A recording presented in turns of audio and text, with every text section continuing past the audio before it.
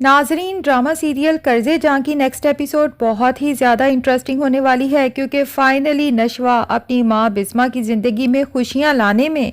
کامیاب ہو جاتی ہے۔ بسمہ اور عاصم کی شادی کے لیے نشوہ نے بختیار اور دادی کی ہر شرط منظور کی ہے، لیکن اس کے باوجود نشوہ کی دادی ہے بسمہ کی رخصتی پہ یوں منہ پھلا کے بیٹھی ہے جیسے بسمہ نکاح نہیں بلکہ کوئی گناہ کر رہی ہو۔ حالانکہ نشوہ نے بختیار کی تمام شرائط مانی ہی اسی لیے تھیں کہ میری ماں کی شادی دھوم دھام سے کی جائے اور خوشی خوشی اسے اس گھر سے رخصت کیا جائے، جس کے لیے سب سے پہلے تو بختیار نے نشوہ اور بسمہ سے ان کی تمام جائیداد اپنے نام کروائی ہے کہ وہ اس کے مرحوم بھائی بہزاد کی طرف سے انہیں ملی تھی۔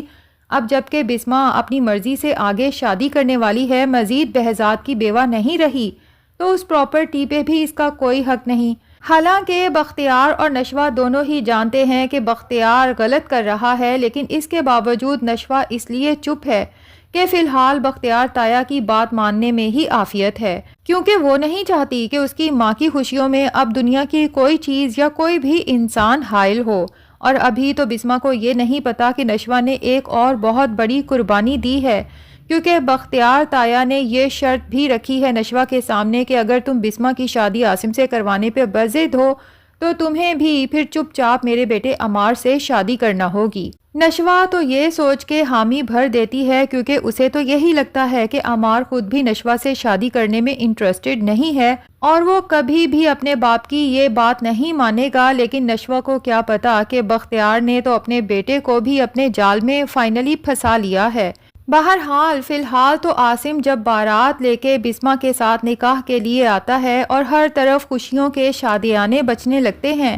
تو نشوہ یہ سب دیکھ کے اوور ایکسائٹڈ ہو جاتی ہے، لیکن دادی ہے جو سر منہ لپیٹ کے اپنے کمرے میں یوں پڑی ہے جیسے گھر میں کسی مرگ کا سماں ہو۔ اس کے منہ پہ تو 12 بجے ہیں، شادی میں شرکت سے بھی صاف انکار کر دیتی ہے۔ ایک طرف تو دادی کو یہ صدمہ لگا ہوا ہے کہ سالوں پہلے میں نے جس پرندے کو قید کیا تھا آج فائنلی وہ رہا ہو کے ہمیشہ کے لیے یہاں سے جا رہا ہے، اور ویسے بھی بسمہ تو دادی کو مفت کی ملازمہ ملی ہوئی تھی جس سے دن رات اپنی خدمتیں کرواتی تھی، نخرے اٹھواتی تھی، اور سب سے زیادہ غم جو دادی کو لگا ہے وہ ہے سبین سے ہار جانے کا۔ سبین سے اس نے ہمیشہ سے اللہ واسطے کا بیر پال رکھا تھا، تبھی تو بسمہ کی شادی اس کے بیٹے عاصم سے نہ ہو۔ کئی سال پہلے بھی اسی دادی نے چال بازی کر کے بسمہ کی شادی اپنے ذہنی اور جسمانی طور پہ بیمار بیٹے بہزاد سے کروا دی، جس کے بارے میں ڈاکٹرز پہلے ہی آگاہ کر چکے تھے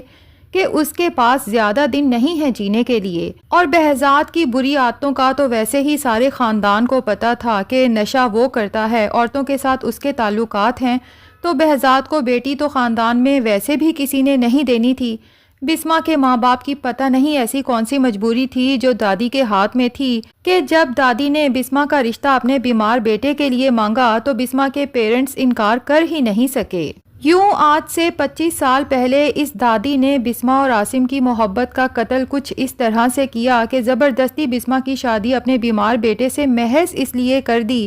کہ ایک طرف تو سبین سے اس کی جیت ہو گئی اور دوسری طرف چونکہ ڈاکٹرز بتا چکے تھے کہ بہزاد کے پاس زیادہ دن نہیں ہیں، تو اس خود غرض دادی نے سوچا کہ بیٹے نے تو مر ہی جانا ہے، چلو اس کے مرنے سے پہلے اس کی کوئی نہ کوئی نشانی تو میرے پاس ہوگی جسے دیکھ کے میں ساری زندگی اپنے بہزاد کو یاد کرتی رہوں گی۔ دوسری طرف عمار کی ماں ہے جسے بسمہ کی قسمت پہ رشک ہو رہا ہے، کیونکہ جیسی محبت عاصم بسمہ سے کرتا ہے، جس نظر سے بسمہ کو دیکھتا ہے، عمار کی ماں تو ساری زندگی اپنے شوہر کی اس محبت، اس نظر کے لیے ترستی رہی ہے۔ تبھی تو جب بسمہ کو دلہن بنے ہوئے دیکھتی ہے تو خوشی کے آنسو اس کی آنکھوں سے چھلک پڑتے ہیں۔ اسی لیے بڑی بہن بن کے بسمہ کو تلقین کرتی ہے کہ بسمہ تم بہت خوش قسمت ہو، اگر محبت اور خوشیوں نے تمہارا ہاتھ تھاما ہے تو کبھی پیچھے مڑ کے مت دیکھنا، اگر کسی کا دل دکھتا ہے تو دکھتا رہے۔ بسما خود بھی کبھی پیچھے مڑ کے دیکھنا تو نہیں چاہتی اور اپنی قسمت پہ بہت خوش بھی ہے،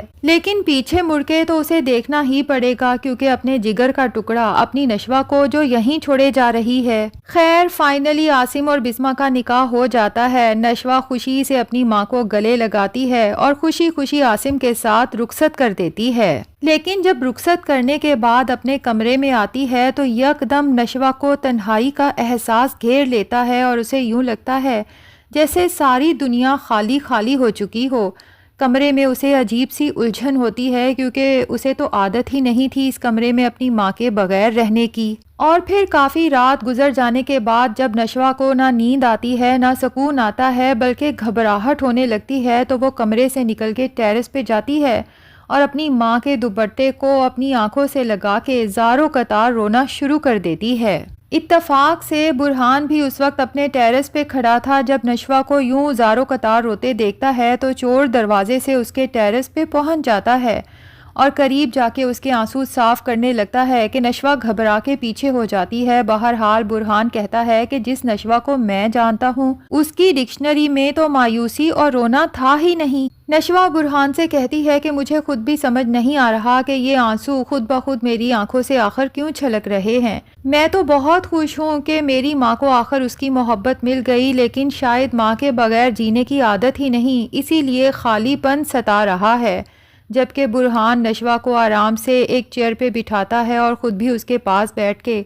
بہت محبت سے اس کا ہاتھ تھام کے کہتا ہے کہ نشوہ تم اکیلی نہیں ہو اور نہ ہی خود کو کمزور سمجھو، بلکہ اب تو تم پہلے سے بھی زیادہ طاقتور بن چکی ہو کیونکہ اب ہم سب تمہارے ساتھ ہیں۔ دوسری طرف عاصم اور بسما جب حجلہ عروسی میں اکیلے ہوتے ہیں تو دونوں کو ہی اپنی قسمت پہ یقین نہیں آتا کہ ہمارا دیرینہ خواب، ہماری محبت آخرکار پوری ہو چکی ہے،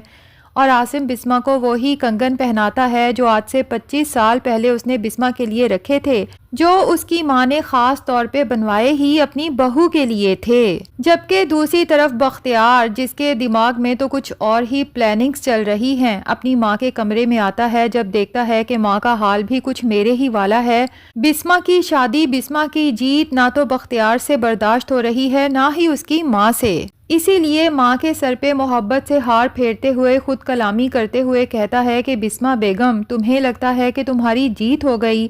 جس دن ہم نے ہار مان لی اس دن سمجھو ہماری موت ہے، کیونکہ بختیار تو پہلے ہی نشوہ سے وعدہ لے چکا ہے کہ بسما اور عاصم کی شادی کے فوراً بعد تمہیں بھی عمار سے نکاح کرنا ہوگا، اور بختیار کو یہ بھی پتا ہے کہ بسما یہاں نہیں ہے تو نشوہ کو روکنے والا کون ہے، اور اپنا وعدہ تو نشوہ ہمیشہ پورا کرتی ہی ہے، جبکہ عمار کو بھی وہ اس شادی کے لیے کنونس کر چکا ہے کہ نشوہ سے شادی سے انکار کر کے تم خود اپنی زندگی میں بہت زیادہ مشکلات پیدا کرنے والے ہو، کیونکہ اگر تم نشوہ سے نکاح نہیں کرتے تو نشوہ برہان سے نکاح کرے گی،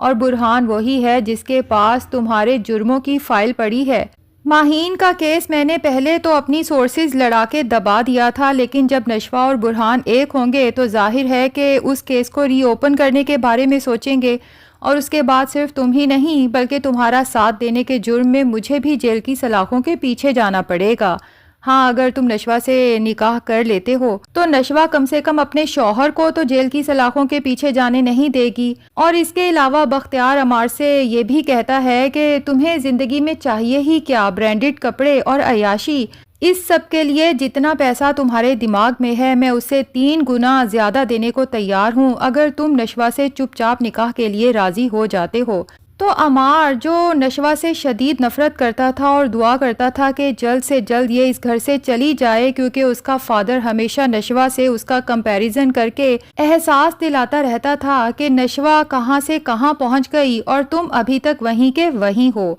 تو ناظرین اب دیکھنا یہ ہے کہ کیا نشوہ اور عمار کا نکاح کرانے میں بختیار کی سازش کامیاب ہو جائے گی، یا پھر برہان بر وقت پہنچ کے نشوہ کی زندگی برباد ہونے سے بچا لے گا۔ آپ کا اس کے بارے میں کیا خیال ہے ناظرین؟ کیونکہ بختیار نے کئی سال پہلے بسما کی زندگی بھی تو ایسے ہی تباہ کی تھی، تو ہو سکتا ہے اس دفعہ بھی اس کا پلان کامیاب ہو جائے۔